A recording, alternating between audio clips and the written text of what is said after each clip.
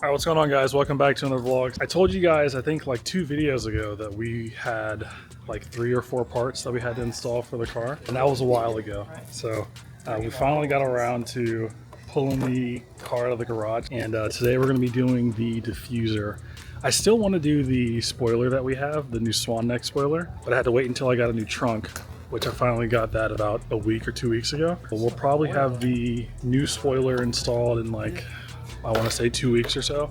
I got to find a body shop to add some bracing on the underside of the trunk, because the problem with the trunk now and the wing setup is that I didn't properly brace it.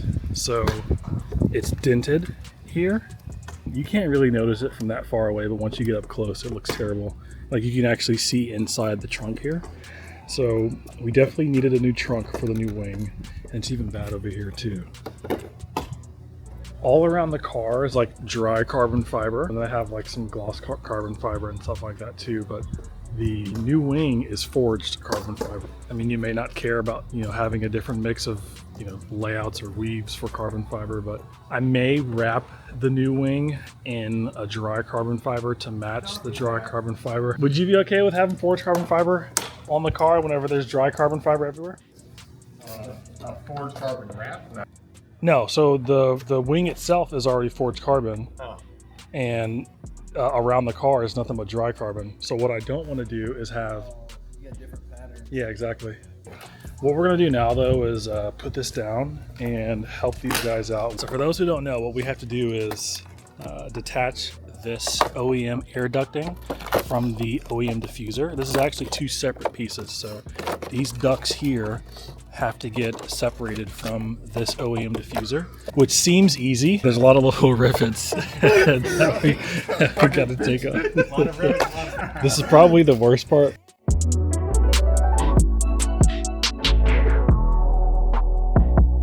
Okay, so it took us like 15 minutes. We finally got this freaking thing on. So like I was explaining a second ago, this is the OEM diffuser, and what we had to take off was this ducting here.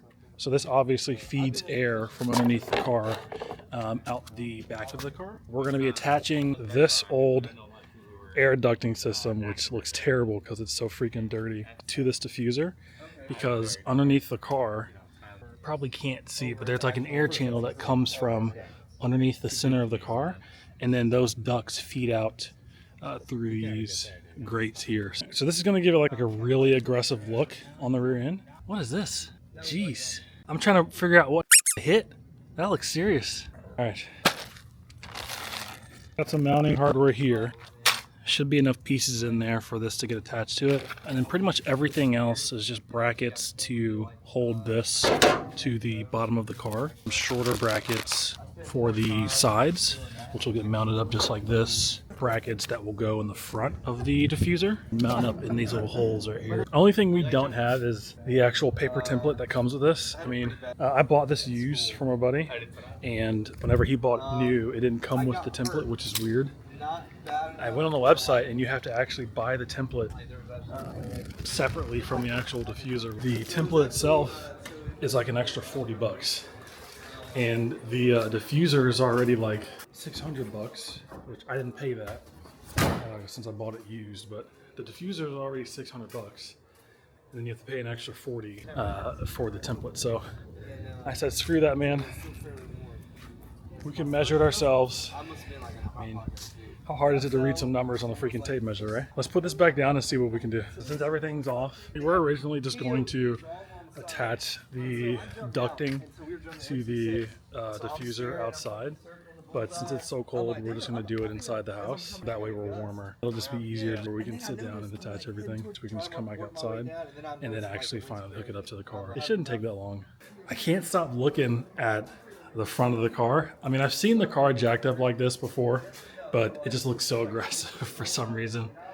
Let's get out of this freaking cold, man, because my nose is dripping, my fingers are numb. I'm ready to get warm. Plus, I'm ready to see what this thing looks like once we finally get it installed.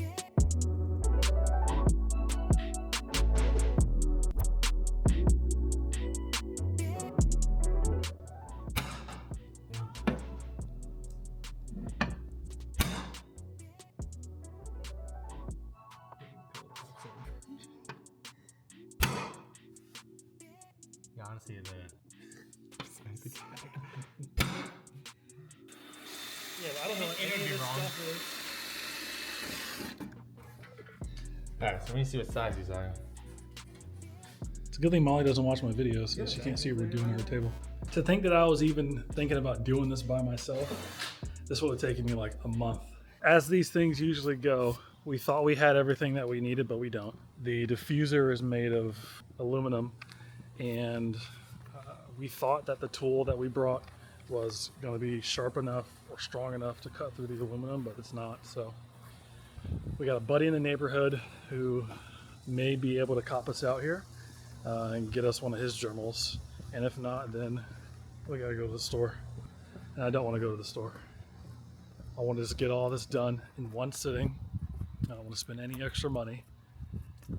I don't think I've ever done an install or anything on the car where I didn't have to buy something extra in the process.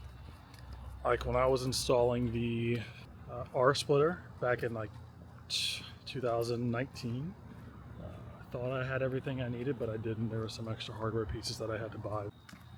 Yeah, the guy up there, the Audi hatchback. All right, so we got lucky. My boy in the neighborhood did have a journal, and he said that he's actually used this thing a bunch of times to cut through aluminum. So, all right, so this is what we got going on here. Looks pretty good. Way better than the saw, definitely.